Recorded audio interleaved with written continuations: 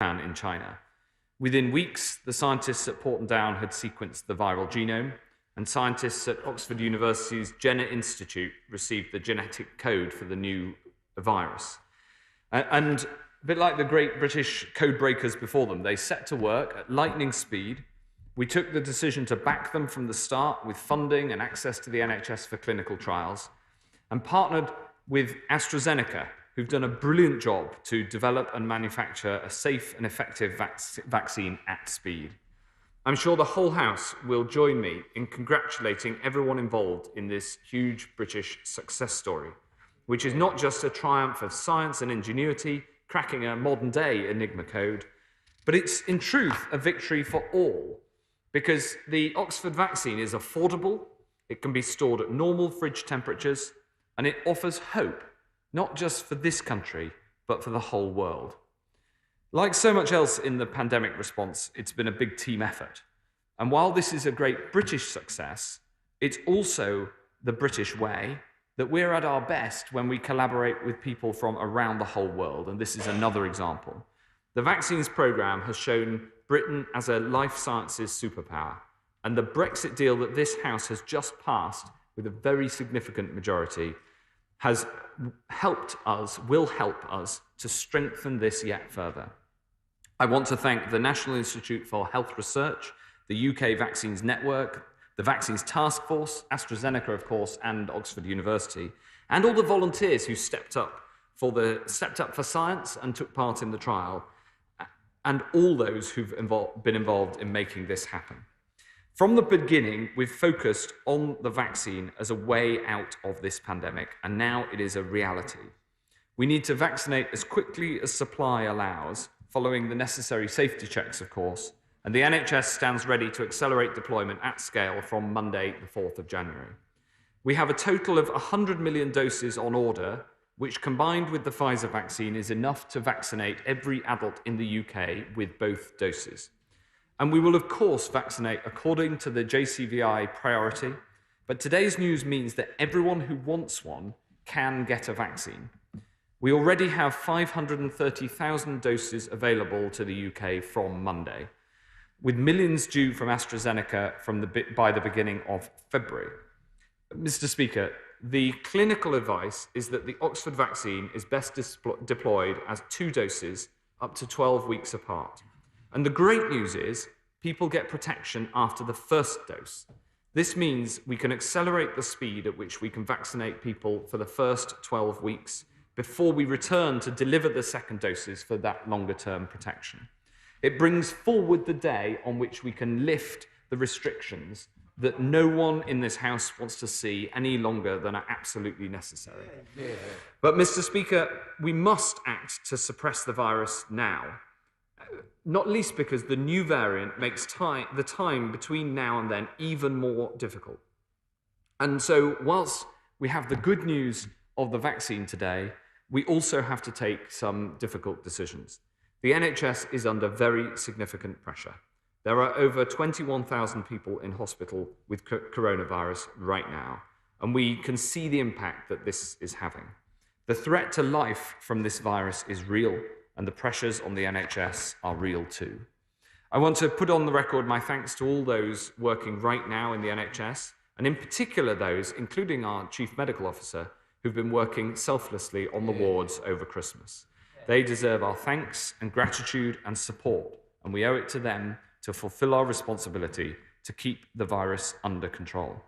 Sharply rising cases and the hospitalizations that follow demonstrate the need to act where the virus is spreading.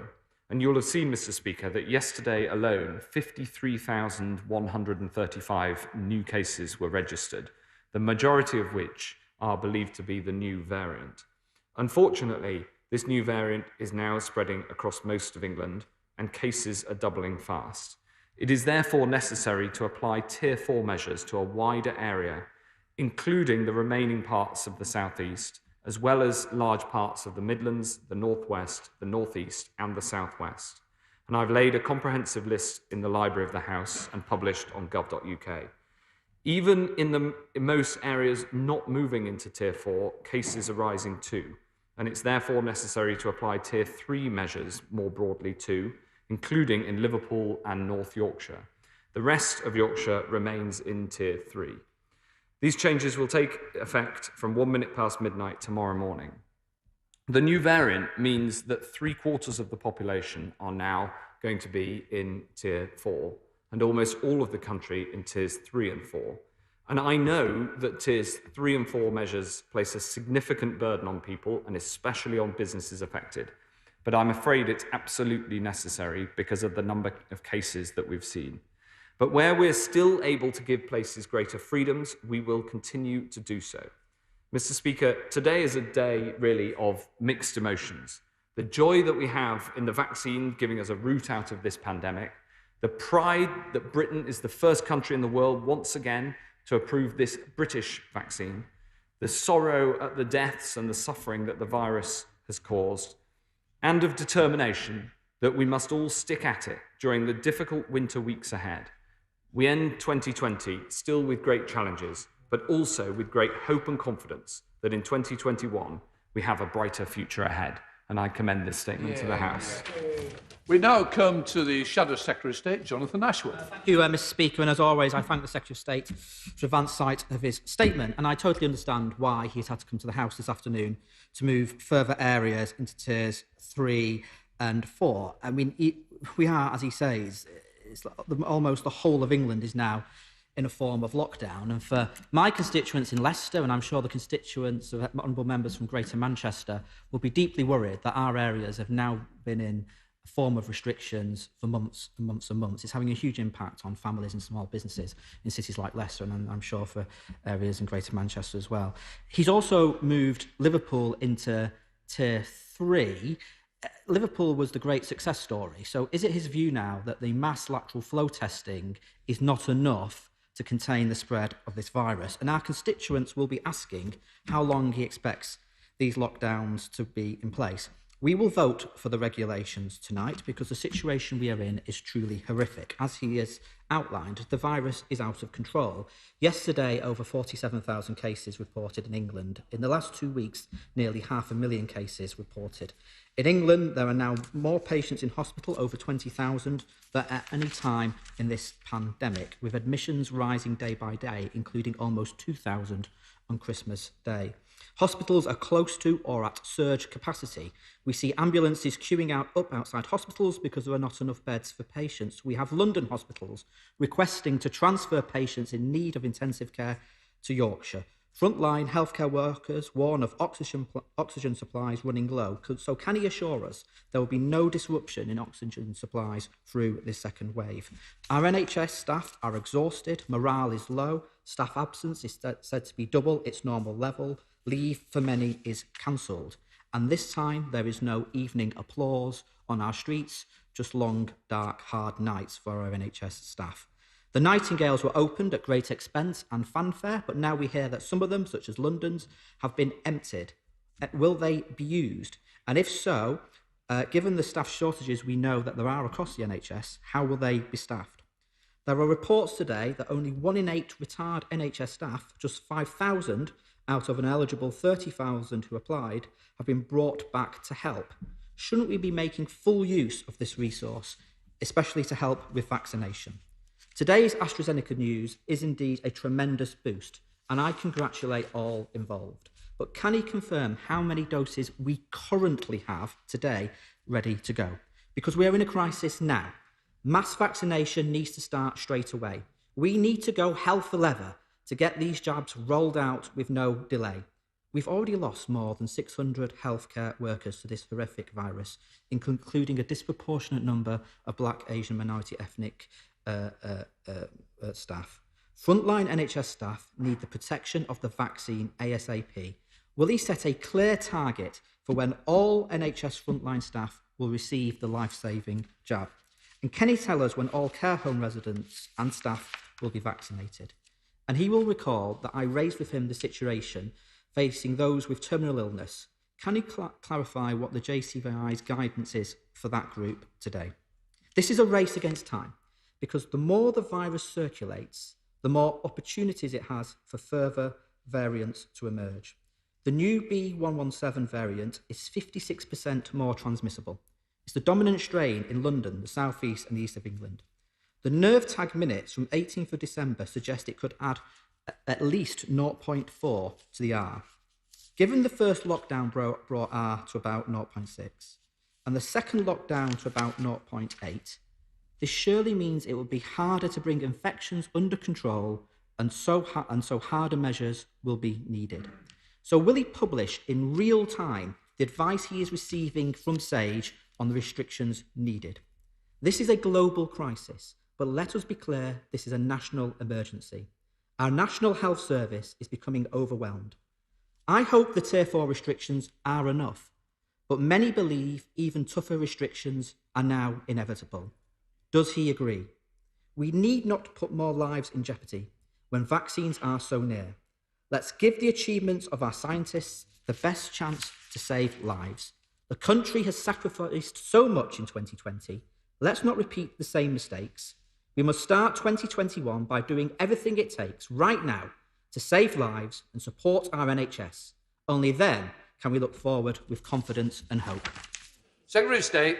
Thank you very much, Mr. Speaker. Well, he's quite right that there are problems with the challenges thrown up by this virus right around the world, and we're seeing some of the news from other parts of Europe today in terms of the impact in other countries. But he's also right that thanks to the approval of this vaccine, alongside the Pfizer-BioNTech vaccine, the end is in sight. And that should give us hope that whilst we have difficult weeks ahead of us, we also can see the route out of this pandemic and to normal life returning with all that that means and entails. He talked about the pressures on the NHS, and there are significant pressures on the NHS.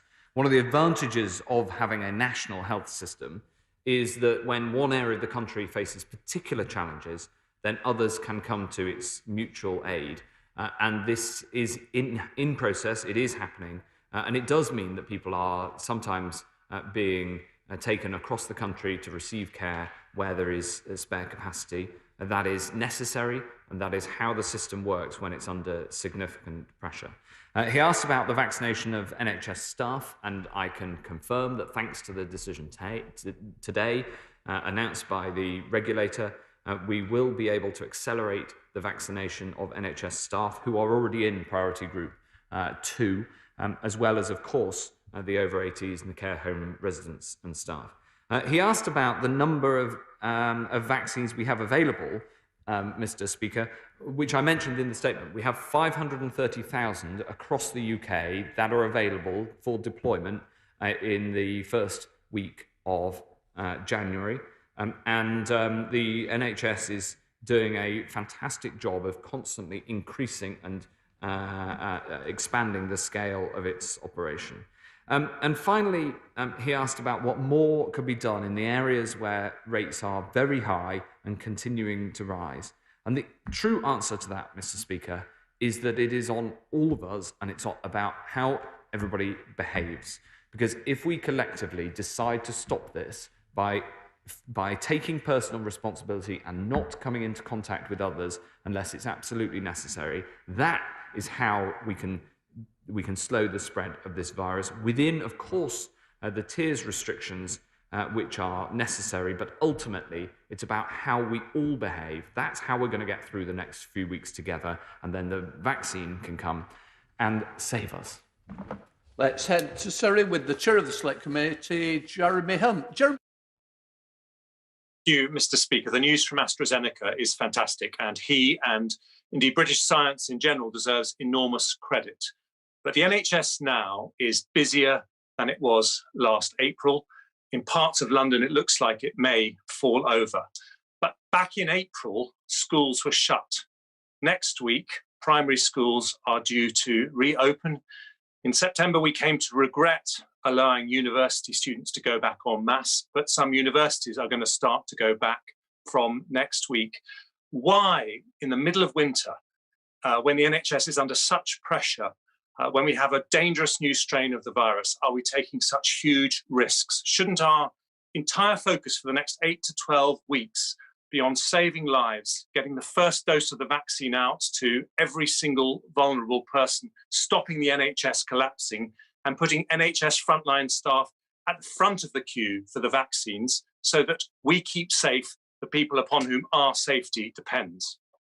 Just before you go, can I just remind members who are not in the chamber that they should have the same dress code, even though they are virtual. It is only fair that we treat each other with the same respect.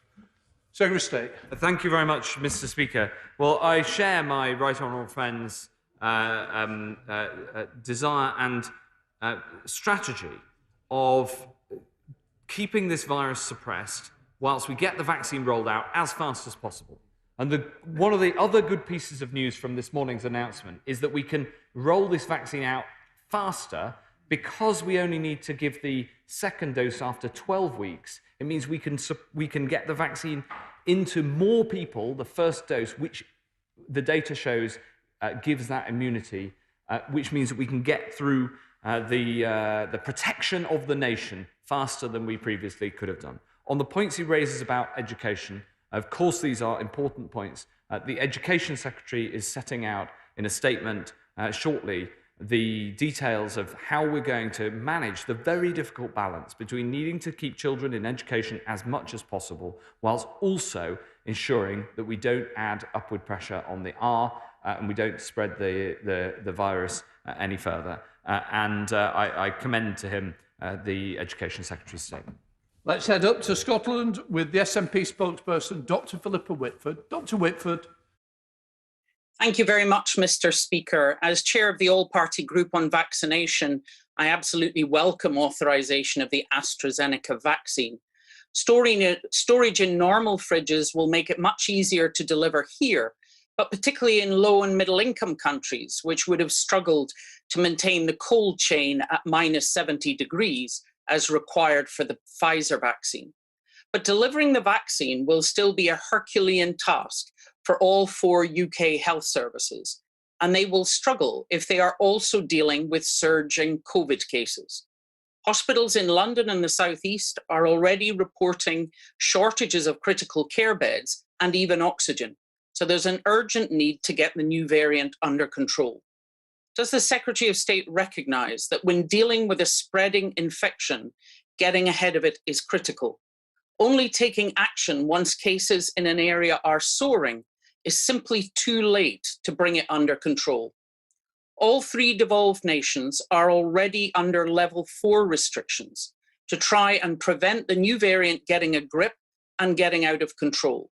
So with greater levels of the new variant in England, and as he just stated, cases rising everywhere, does the Secretary of State not think it's also time to put the whole of England under tightened Tier 4 restrictions? Secretary of State. Thank you very much, Madam Deputy Speaker. Well, I have just announced the need to move a significant proportion of England into Tier 4 restrictions, and I welcome the implicit support for that measure, but also where it is possible to keep some of the freedoms that we all cherish, then I think we should. And that's the basis of the tiered approach that we're taking.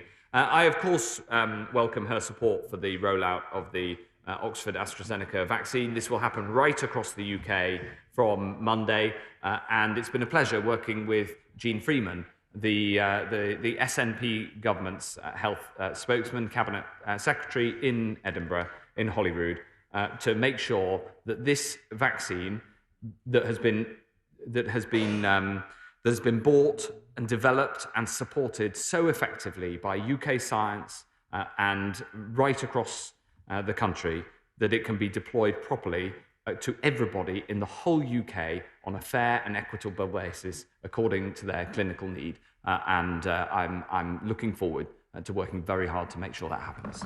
Let's head to Stroud with Siobhan Bailey. Siobhan Bailey.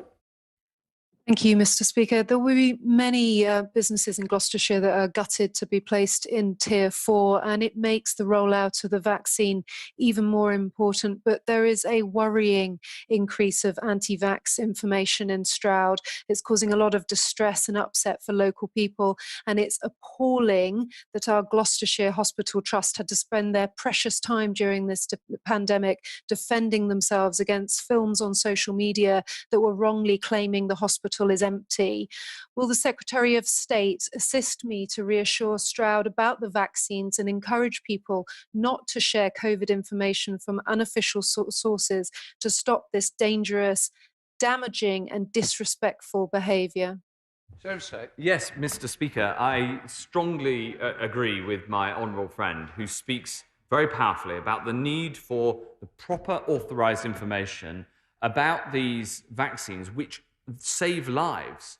And we've been very careful to ensure that the independent regulator makes the decision on how these vaccines should be deployed, indeed whether they should be deployed, and they are confident in their safety and their efficacy. And it is that information and all of the information that is set out by the NHS that people should look to if they've got questions, if they want to know how and why the vaccine works, and who it should be used for. And I pay tribute to all those who work in the hospitals of Gloucestershire. It is hard work at the moment in the NHS. Rates of coronavirus in Gloucestershire over the last just 2 or 3 weeks have really shot up. And unfortunately, that's why we've had to take the action that we have on restrictions. But I want to thank all of the NHS for doing all the work that they have been doing over Christmas and will have to do over the weeks ahead. Let's head to Twickenham with Munira Wilson. Munira Wilson. Thank you very much, Mr. Speaker. And can I also start by welcoming the fantastic news about the Oxford AstraZeneca vaccine and congratulate all those involved. Mr. Speaker, I found it frankly shocking that the Secretary of State's statement made barely any reference to the immense pressures our hospitals are facing on the ground and what the plan is to help them with this situation. Major incidents have been declared in Essex and London. Ambulances are queuing outside hospitals. ICU patients are being transferred across country. The Nightingale hospitals were meant to be the insurance policy, but we hear that only 28 COVID patients are in the Nightingale hospitals across England. So if now is not the time to use the Nightingales, when is? And if there are insufficient staff, why on earth did the Secretary of State spend £220 million building Nightingales? What is the backup plan? Thank you very much, Mr. Speaker. I'm not sure that the Honourable Lady was listening when I said in my statement that the NHS is under very significant pressure. And of course, we're working hard to ensure that that pressure is alleviated as much as possible. Over the summer, we have built significant extra capacity into the critical care facilities of the NHS, including across London. Of course, the Nightingale hospitals are there, as she puts it, as an insurance policy. They're there as backup. The London Nightingale Hospital is there on standby as backup. I've seen some stories circulating saying it's been decommissioned. Those stories are wrong. But it is better for people if they're treated inside a hospital. But of course, the Nightingales are there for extra support should it be needed. And this will require changes to working patterns of staff if we do need to if we do need to have patients in the Nightingales once more. But it is crucial, in my view, that we have those Nightingales there, ready, in case we need them. Thank you, Mr. Speaker. I can confirm to my right honourable friend that Essex has declared a major incident, and can I also inform him that at this very moment they are submitting a request for military assistance to the civil authority, a MACA request, to assist with the construction of community hospitals, additional hospital capacity, and supported by the armed forces and partly staffed by the armed forces. They would also like armed forces help with the rollout of the vaccine to accelerate that in Essex, and to assist with testing in schools. And could I ask him to look into the German BioNTech test as an alternative to the lateral flow test, which is as reliable as the PCR test and turns around in 1 hour? Thank you very much. I'll absolutely look into and get back to my right honourable friend about the BioNTech test. Of course, but BioNTech are an absolutely fabulous pharmaceutical company, as the whole House knows. What he says about the pressures in Essex is very significant and it's important. Of course, I'll look favourably on any request for military assistance, working closely with my right honourable friend, the Defence Secretary, who has been incredibly supportive, as have the whole armed forces during this whole year. They've done so much. They are already involved in the rollout of testing, as my right honourable friend knows, and we draw on the ingenuity and the reserve and the sheer manpower of the armed forces when we need them. And I'm very, very grateful for my right honourable friend's support for the work that we all need to do in Essex to support the NHS there and to try to get the number of cases down. Jim Shannon. Thank you, Mr. Speaker. Can I first of all thank the Secretary of State, as always, for his good news on the TV this morning. And at this time of the year, I think it's given every one of us a skip in our step, and to know that the vaccine can be delivered. Can the Secretary of State confirm the discussions that have taken place with devolved UK administrations with regards to the rollout of the vaccine, the timescale for completion of that, the approach to education and business production to ensure that a UK-wide lens with regional approaches is possible while still ensuring that the message remains: we can save lives and the economies if we simply do the right thing? Yes, absolutely. Mr. Speaker, this is a UK vaccine that is being deployed across the UK fairly according to clinical need. And I spoke to my opposite number in Northern Ireland this morning, and I can confirm that across Northern Ireland, the rollout of the Oxford vaccine will start on Monday, the 4th of January, as with the rest of the United Kingdom, of course. We can't give timelines on when any rollout will be completed because it does depend on the delivery schedule, the manufacturing schedule of the vaccine. But the good news is that we have on order enough approved vaccines now to ensure that every adult who wants one can have the vaccine. And that is true right across Northern Ireland and the whole of Great Britain. Let's head to Rushcliffe with Ruth Edwards. Ruth Edwards. Thank you, Mr. Speaker. This is a bittersweet day for us here in Rushcliffe. We have the great news of the Oxford AstraZeneca vaccine approval, for which I congratulate my right honourable friend and everyone involved. But we are confronted with the depressing reality of going into Tier 4. Could my right honourable friend tell me when the new vaccine will start to be administered to my constituents in Rushcliffe? And will the easier handling requirements enable the rollout to be sped up so that we can start to get back to normal as quickly as possible? Yes, Mr. Speaker, my honourable friend captures my emotions as well, and I'm sure the emotions of most of the House, which is that we have this new hope of a vaccine, but we also have some very difficult weeks between now and when it is rolled out to protect the most vulnerable.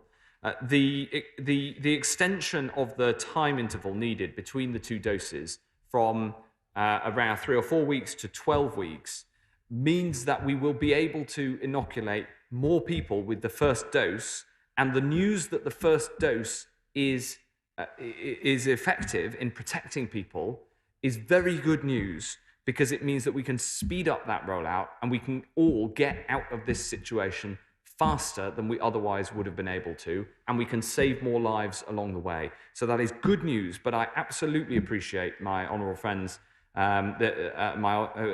emotional turmoil, because it is also tough, especially across Nottinghamshire and the other places that have had to go into Tier 4. And the message is really clear, which is help is on its way. It is here in the form of the vaccine, but we've got to get through the next few months with the minimum pressure on the NHS and keeping the virus under control until then. Let's head to Hampstead with Tulip Sadiq. Tulip Sadiq. Thank you, Mr. Speaker. Yesterday, the government announced that 1,500 armed forces personnel are being deployed to help secondary schools and colleges roll out mass testing. I'm sure the Secretary of State is aware that there are over 3,000 secondary schools and colleges in England. This means that schools will get the support of less than half a soldier each. So could I ask the Secretary of State, what specific tasks this armed forces will be carrying out, and if the government will commit to giving overstretched head teachers and school staff more resources for this huge operation that they're expected to carry out? Yes, there's of course support for the testing of school children, and I'm sure that my right honourable friend, the Education Secretary, will be happy to set out more details in his statement shortly. And absolutely, armed forces support, especially from those who have experience of mass testing rollout so far. That will be incredibly helpful. But it isn't the only thing that will help this rollout of mass testing in schools. And I'm really, really grateful to the schools that have been involved so far with the enthusiasm they've shown and the extra effort that they've put in to make this work. And I look forward to seeing that happen across much more of the country. Hancock. Thank you, Mr. Speaker. The Secretary of State in his announcement has effectively locked down most of England. And on a previous interview with Andrew Marr, said that that's the place they would be staying effectively until the vaccines rolled out. So can I ask him a question about the excellent news we had this morning about the AstraZeneca vaccine? The chief executive of that company said they could produce up to 2 million doses a week if the government's ambitious schedule for rolling it out matched that. Can I ask him to match that so that we can get everyone over 65, which is nearly 90% of the risk of death and hospitalisation, done in 7 weeks, by the 3rd week of February, and then remove those restrictions? Every focus of government now has to be focused on that task. It is the central overriding task of the government. And can I ask him to say that the government is up to doing that? Secretary of State. Mr. Speaker, I am absolutely delighted to be able to agree with every single word that my right honourable friend just said.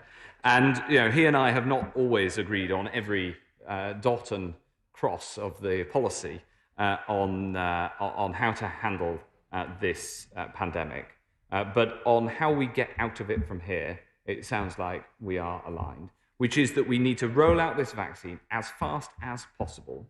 The NHS can deliver at the pace that he mentions if we can get the manufacturing up to that speed as well. And of course, we're working with AstraZeneca to make that happen. And I was on the radio at the same time as the chief executive this morning, and I was delighted to hear his commitments. They have worked so hard, AstraZeneca, to make this happen.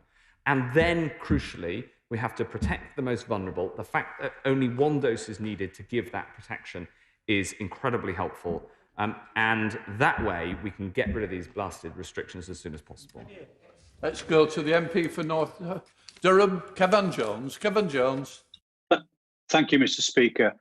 It's very welcome news that the Oxford AstraZeneca vaccine has been approved. But many of my elderly North Durham constituents, such as Joyce Ridley, a 94-year-old from Tanfield, who contacted me yesterday, are still waiting for their vaccine. The government promised before Christmas that it would prioritise 80-plussers to get the vaccine.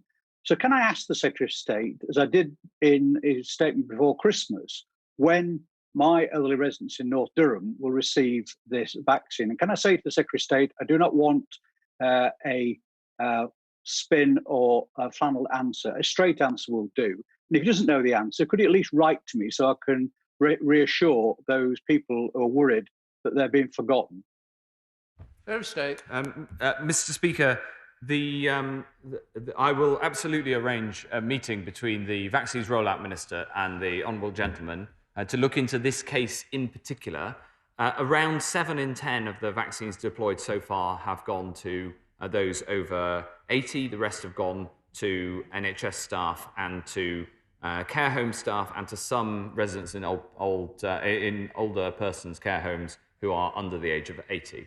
And so we are managing to deploy the vaccine right now, the Pfizer jab, to older people. What we have to do is, of course, do that as fast as possible and make sure where there are much needed cases like the one he raises, that we get that sorted.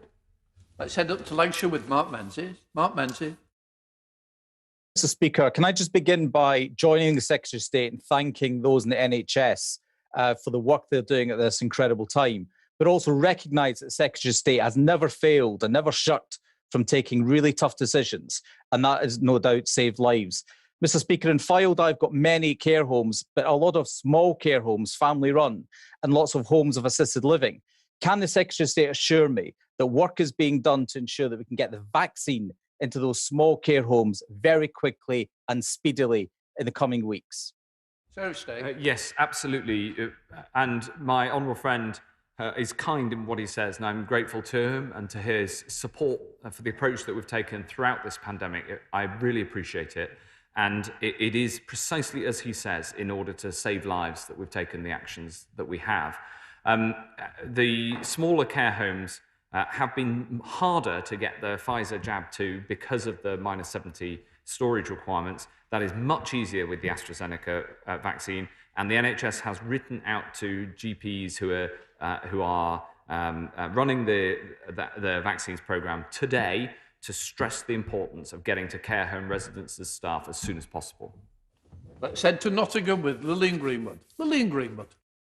Thank you, Mr. Speaker. The news of the Oxford vaccine is very welcome, but from tomorrow, my constituents will face further very difficult Tier 4 restrictions. We can't allow there to be a choice between saving lives and saving livelihoods. So will the government now act to close the gaps in support that have left 2 in 5 people who rely on self-employed income excluded from the current support schemes? Dave? Well, Mr. Speaker, her question is one for my right honourable friend, the Chancellor of the Exchequer. He has done more than almost any finance minister around the world to support people, whether they're in employment or self-employed people, with some of the most generous schemes that have ever been put together. We appreciate that it isn't possible to save every job, but we have done the most that we possibly can. And I'll make sure that somebody from the Treasury gets back to her with a clear answer. Steve Bryan. The Secretary of State knows that the vaccine rollout programme in Hampshire is in a very, very strong position. What he won't know is that by the close of play today, just over 40,000 people in the county will have had their first dose, which I think is impressive work by Dr. Nigel Waterson, who is leading that. Nigel Watson, sorry, there was a former colleague. The only thing holding us back, they tell me, is supplies. So does DSA's decision mean that their endeavour can match their ambition? And how many doses exactly will be in the country by the turn of the year? Seriously? Yes, I want to thank Nigel Watson and all of his colleagues who've delivered this fantastic effort across Hampshire. It is true that the current rate-limiting factor on the rollout of the vaccine is the supply of the approved vaccine. We have to not only have it manufactured and in the country, but it needs to be, each batch needs to be checked, because of course it has to be in pristine condition, because the worst thing you can do is inject somebody with what you think is a vaccine that isn't working and hasn't been stored properly. So that does take time. We have 530,000 doses of the AstraZeneca jab ready to go, and they will be deployed from Monday. And in addition, we have over 3 million of the Pfizer vaccine that have been ready because we needed to hold 1 dose back. But once we move on to the once we move on to the 12-week window for dosage for the Pfizer vaccine 2, which has been recommended today by the regulators and the JCVI as well, then we will be able to roll those out. But that will happen through January rather than immediately. The end result of all that, Mr. Speaker, is that we can significantly accelerate the rollout of the vaccine programme. Let's head to Lewisham with Vicky Foxcroft. Vicky Foxcroft. Thank you, Mr. Speaker. I've asked the Secretary of State for Health on several occasions for a timetable for the rollout of the vaccination programme. Now, thankfully, we have the AstraZeneca vaccine approved. Can he provide some certainty and a timetable which also prioritises unpaid carers, given that many care for extremely vulnerable people? You know, you've been asked this several times today. People really do need that hope to carry on in these difficult times. Yes, Mr. Speaker, I totally understand why people want the answer to this question, because the hope that the vaccine gives us.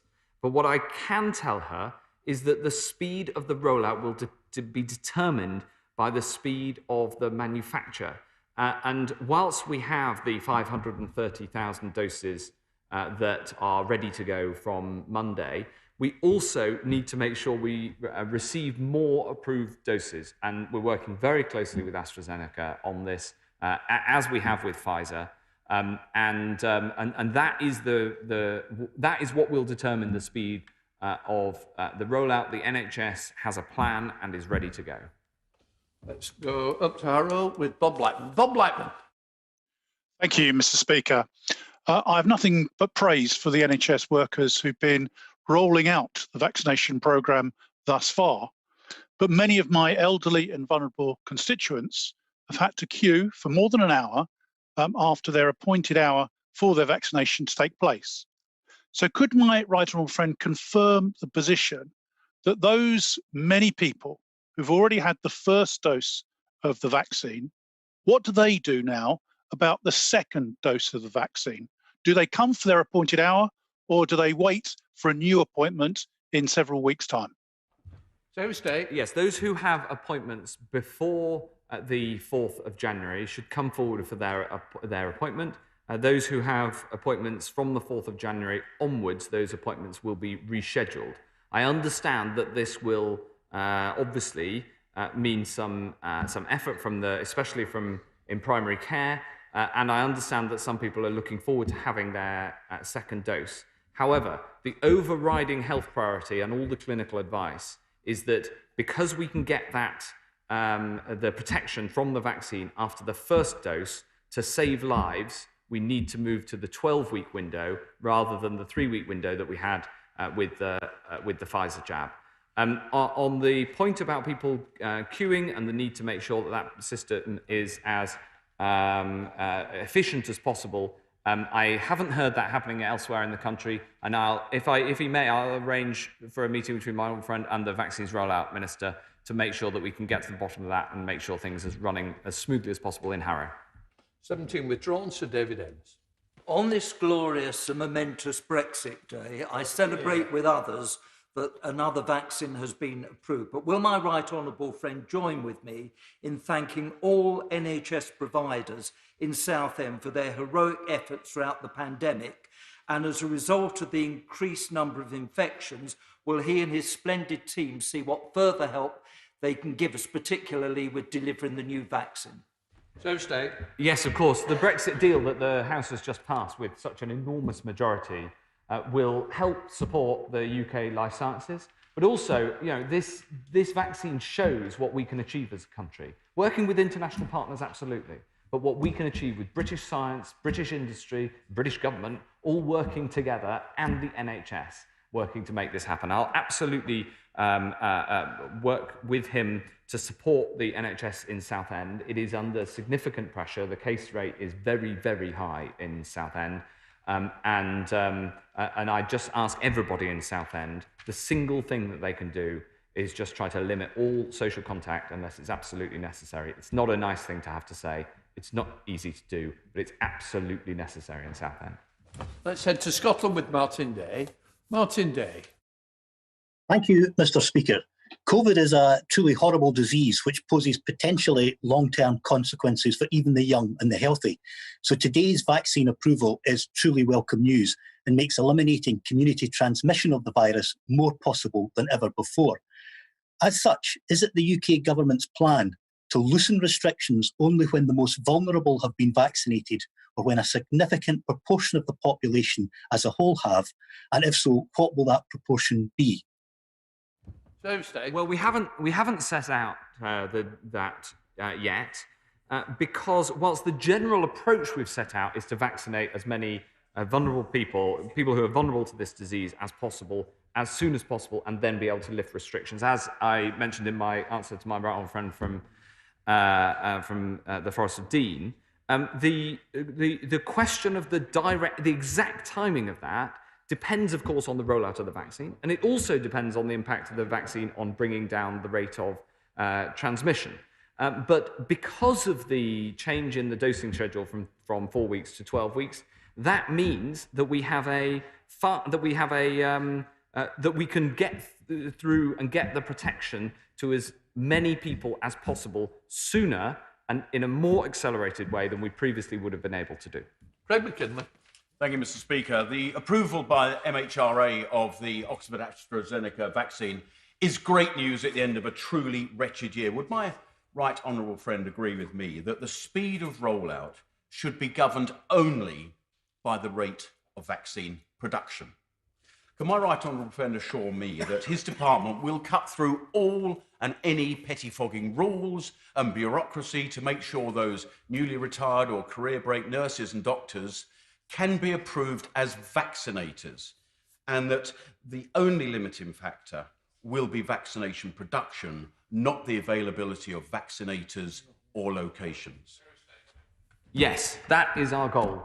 We changed the law to make more people be able to inject vaccine. We've got a big training program on now.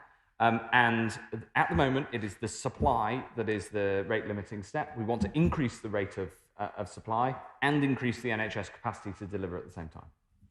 Let's head to Ealing Central with Dr. Ruperhout. Dr. Ruperhout. Thank you, Mr. Speaker. By not needing extreme refrigeration, the new Oxford AstraZeneca vaccine is a real breakthrough. So could the Health Secretary tell us how it's going to be administered to over 80s in care homes or at home who are too immobile to travel, maybe with carers, including dementia patients, under the hub and spoke model? Because locally, ambulances are needed, ICU is full, Ealing Hospital is on a black alert. And the way that doctors are being told to use oxygen sparingly is raising suspicions that it's running out. So look, hub and spoke, good on paper, but maybe time that the Secretary of State revisits it because it keeps throwing up loads of anomalies. State. The ability of the Oxford vaccine to be easily transported does make a huge difference, because it means that we can take it to care homes and we can take the vaccine to the people rather than the other way around for those who are immobile. Of course, for people who find it easy to travel, it's much more efficient to do it the other way around. So we'll have a combination of a community rollout where we take the vaccine to the people, and also of vaccination hubs where people come to get vaccinated. It's about the combination, all based, as per my previous answer, on optimising speed of delivery of this vaccine. That's what both saves lives and gets us out of the restrictions as fast as possible. Let's head to Keighley with Robbie Moore. Robbie Moore. Thank you, Mr. Speaker. We all want to ensure our classrooms remain open so that our children's education continues with as little disruption as possible. We have seen the impact the Armed Forces personnel have had in Liverpool and Dover in helping carry out mass testing. So can my right honourable friend confirm if plans will be put in place to utilise our armed forces to assist with regular testing in schools, colleges and universities?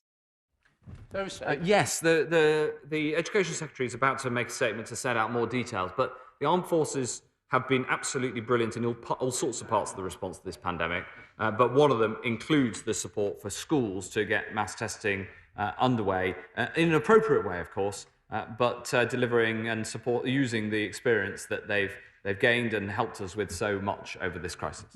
Let's head to Kingston-upon-Hull with Dame Diana Johnson. Dame Diana. Thank you, Mr. Speaker. We've already heard that by mid-October, over 600 health and social care staff had already died from COVID. Professor Andrew Goddard, the president of the Royal College of Physicians, said today that frontline NHS and care staff must be vaccinated in the next couple of weeks as a priority, as the current pressures on the NHS will be impossible to withstand without a fit and protected workforce. So with today's further good news on vaccines, will the Secretary of State give our NHS workforce that undertaking that they will be vaccinated in the next couple of weeks? Secretary of State. We will vaccinate the staff of the NHS and social care staff as soon as we can. They are, of course, in the priority list. They're in priority group 2, except for social care home staff who are in priority group 1. These are all set out according to clinical need, and that's the basis on which we'll vaccinate, but we'll also vaccinate at pace, and that often means that when there's some spare vaccines left at the end of the day, in a hospital, in a primary care setting, then vaccinating staff who are to hand and where that can be done, that is being done right now. So the answer, in short, is that we're trying to do this as quickly as we possibly can. Let's head to Epsom with Chris Grayling. Chris